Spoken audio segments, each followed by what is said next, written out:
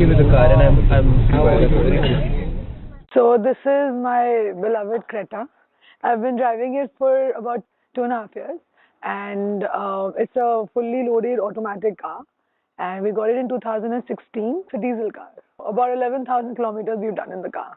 I love the way the look is. It's sleek. It's not it's like a little feminine also in a way. When I was looking to buy a car, my main purpose was to have a spacious car and yet a city car. So it had to be a cross between an SUV and a sedan. And very honestly, the Creta just delivered to the T because it gives you a feeling of a bigger SUV car, but from inside it's compact, yet it's got the correct amount of utilization of space. And I've been always a petrol driving person. So I fought with my husband. I said, no, I want a petrol one. He said, trust me, diesel is going to be better in the long term. And I can't tell it's diesel. The city is about 11, and I got this car solely for city purpose, so it doesn't go on the highway. So I have no idea about that. So we actually test drove Ecosport, which was really popular that time. I think every third car I was seeing was Ecosport. And just shortly after that, the Creta came out. And we test drove this, and hands down, it was just a much better car. Ecosport, the biggest drawback was that there was not enough space inside. I somehow felt it a little heavier. We test drove both the diesel versions, and I found that even though it was compact, I still found it heavy. I preferred the comfort inside, and one of the biggest advantages of this is the infotainment system. You know, you sit in the car, and my Bluetooth is on, and it just connects. Unlike even a BMW, you need to sit down, manually connect, and I don't like that. I want to sit in the car, I want my Bluetooth on, I can make my calls. I don't want to be sitting, going to settings, opening Bluetooth. So this is just easy. This one has more power. Maybe the horsepower is much more in this because it's just sort of a cross between an SUV and a sedan. One of the main reasons I got the car was because I love the space. You know, I love it. And with a small kid, I have a diaper bag, I have 10,000 things. Just shove it in and, you know, I'm done. Regarding the comfort, once you're in the car, it's actually quite comfortable. There are these curves in the seat which are... it gives a bit of a coziness to it. Now the cushioning is really soft. The back seat, the slant, there's not too much of a slant. It's straight, and I like it like that. If you ask me what is something that I don't like so much, is the fact that this is all manual. You know, nowadays everything is automatic, and we did pay like 15.5 for this. So I wish, you know, like this whole, it looks ugly also. I wish it was, you know, it was automatic. And even the adjusting thing from here, it should have been automatic if you ask me. I'm a big person, so I like the space here. You know, it goes all the way back, and I like it's automatic, so I don't need to keep pressing the clutch. So I have my space, I can drive nicely. Steering wheel is quite comfortable, and I also like this design. Some cars I see, there are like million buttons. You know, you're not sure what to do. I just want two things. I want my volume up and down, maybe to change the channels, and I like to make my calls. So it's very easy. You put it down, you put the lever down, and then you can visit down, up. You can't do it back and forth. The AC is very effective. In the middle of Delhi summers, I never put it on low. It's never on low because it doesn't need to be. It's very effective because it's a compact SUV. There are vents behind also, sitting in the back. You can put those on. This is really convenient, and you can shut it also in case you don't want it.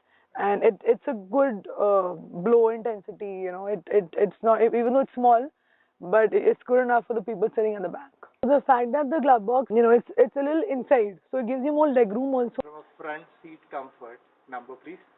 4.5, only because I don't like the manual adjustment of seat.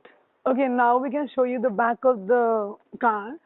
It's quite comfortable. There are a lot of times when I'm also being driven in this car. So the back is comfortable. I like it that the pockets are there. We have enough space to put all the toys and the books. And again, there's a good space for the coffee or for drinks. So this is really important to have. There's enough leg room. That's the good part. There's enough leg room. There's enough space here. And one of the good things is that I always look out for a car. They have a charging facility here. You know, it's really important to have the charging facility at the back because a lot of times you're not driving also. The other good thing I like and was the reason I chose this over the Ecosport was because the back, I have a lot of junk in the car and I can just throw it here. There's enough space. It's quite, it's broad, and that's one thing that I chose the Creta for this. Yeah. Pockets here. You know, I keep a lot of bottles in the car because of the kids. So I like it that there's space on both the sides for me to put. Front and rear, I think I would go like 4.5. From the back, it's sort of, you know, like it's not hectic. I mean, this is there, it makes it look. Why do you like the roof rails? I think it just makes it look a little, you know, strong and like an SUV, wannabe SUV, maybe. And so it makes it gives that height, it gives that sturdiness to it maybe. This car is famous for its lines and all these lines. So it gives that cut, you know, like a cheekbone cut. These cuts, it kind of gives it some structure, it's a little, it defines it with the form lines. They, you know, like they're not too much out there. They're subtle and it's simple. I like it. A lot of cars, the headlights are just blaring out maybe. The LEDs are really in nowadays, but this is not like that. It just fits in well. It's within the line of the entire frame of the car. I would give it probably 4.5. On the inside, sometimes this whole like this is quite huge, and it's a waste of space because you can't put anything on it. It's usually a slant. So this is good because you get more space here. I do like the coffee holder because I'd have my green tea or coffee in the car. So I like the AC and it's very simple. This is easy, you know, you just press it and it's on. I like the colors, you know, like there's a bit of a contrast. Like here, this is light grey, this is dark grey, and the seats have this little stitching, the seats covered with the piping. It's quite nice. Interior design, I would give maybe a 4 on 5. There is no reason to not give 5. But the thing is that it's not a luxury car. It's a very drivable car. So it's not super fancy. And that is the only reason. So the visibility is quite, it's close. You know, the bonnet is not very long. I mean, it's long. It's a very comfortable feel to it. And it's nothing that I need to be a little conscious that sometimes it's too big. So you have to be careful while parking or going into traffic area. Quite comfortable. You know, the pickup, the way it just it goes from 0 to say 30 or 40. It's easy. There we're going fast. So it's not sudden. It doesn't pick up suddenly. It's gradual, and it goes like now we're like about 60. It doesn't make you feel that you're very fast. And now there's a speed breaker, so it's very smooth. There's no jerk. You'll not feel that oh there's a speed breaker. It's very smooth. The body doesn't go in the front, unlike a lot of other cars.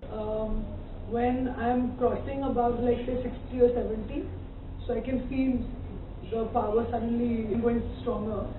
But under 60-70, you find the car to be sluggish? No. It takes off smoothly.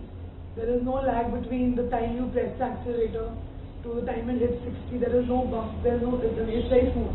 But you're saying, okay, like I'm just driving it smooth. My hands are sometimes here, sometimes there. If I need to just adjust something here, the AC. The car is not heavy, especially when you're sitting in the back. That's when I feel is the true quality of the suspension is when you're sitting at the back, because the back people get the maximum bounce. So in this case, the suspension quality is great. It's been 3 years. I'm a decent driver, but I do drive rash. But yet the suspensions are good. You're not. It's not bumpy. It's not. There's no jerk. When the speed breaker comes, the car doesn't. It doesn't make you go up and down.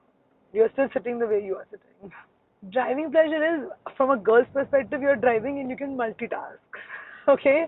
Like, I can check my phone, which is not good. I can maybe sometimes even put on my lipstick in the rear view mirror. I need to just quickly adjust my lipstick, so I can just do it here. I can look here, look in the front. The car is driving smooth and slight. I don't need to control it so much. I can control other things as well while driving. So it's a multitasking car. My one hand is enough to drive. The one hand is enough to turn the car. I don't need to control it so much tightly that, oh my god, the car is going left, right. No, it's going straight. The alignment is good. I don't need to be so stuck up in the car. I'm easy. So how's the turning radius? Turning radius is fab. It turns really well. It comes back really quick. It's not too fast. Sometimes, you can't control the steering wheel. I also drive the Corolla sometimes, the newer version of Corolla. The steering wheel is all over the place. It comes back too fast. You're not ready for it. So this one, it takes its time and yet it's not slow. Yeah, rating on driving pleasure.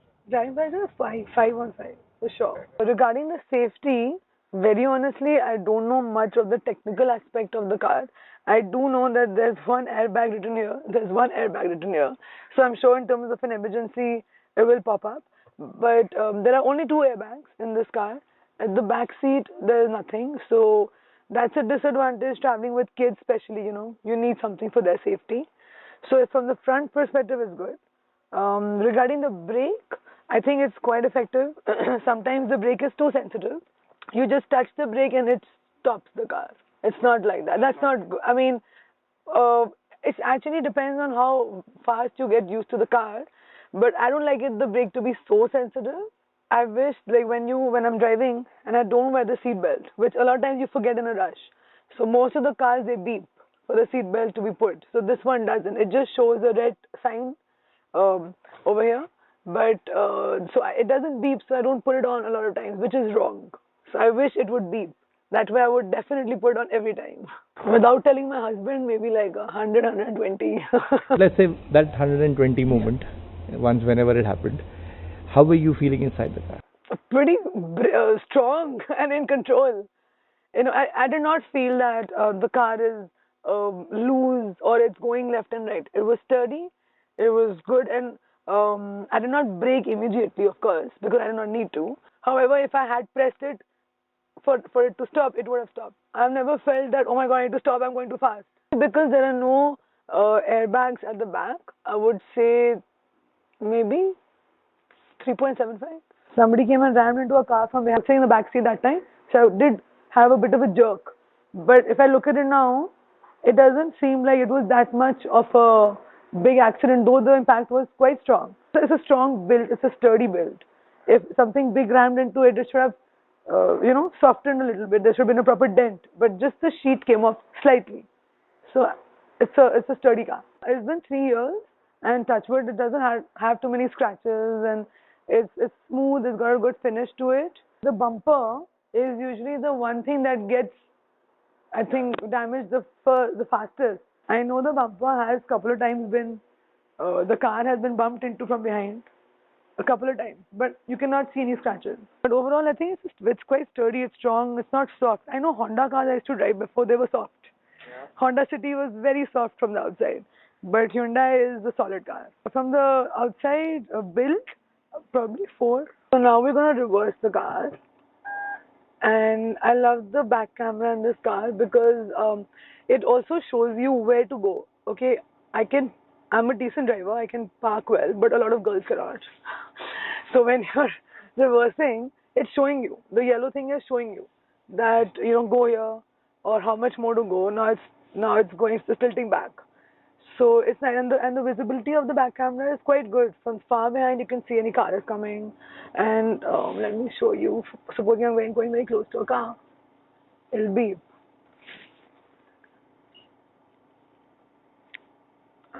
See? So that's nice, and that's actually really used a lot by me. The infotainment systems are the plus point in this car. The phone connects automatically to the Bluetooth connects as soon as I sit in the car. The other good part is that the phone charger, you have the regular bulky charger which you can put in a lighter space. But if you have the USB, which is what we all use nowadays, you just connect it and automatically my music starts playing in the car. Which is so convenient because of the 2 kids I had, they always want to listen to music. Very, very clear. It's very clear. In fact, it's safe. It's very good to use the Bluetooth. Secondly, it shows me the last dial numbers here. It shows the last dial numbers there. So if I just scroll down, my 4 or 5 important numbers are always on my last dialed. So I don't need to open my contacts. I don't need to scroll through anything. It's just there. Infotainment system, the display, the screen display, it's excellent.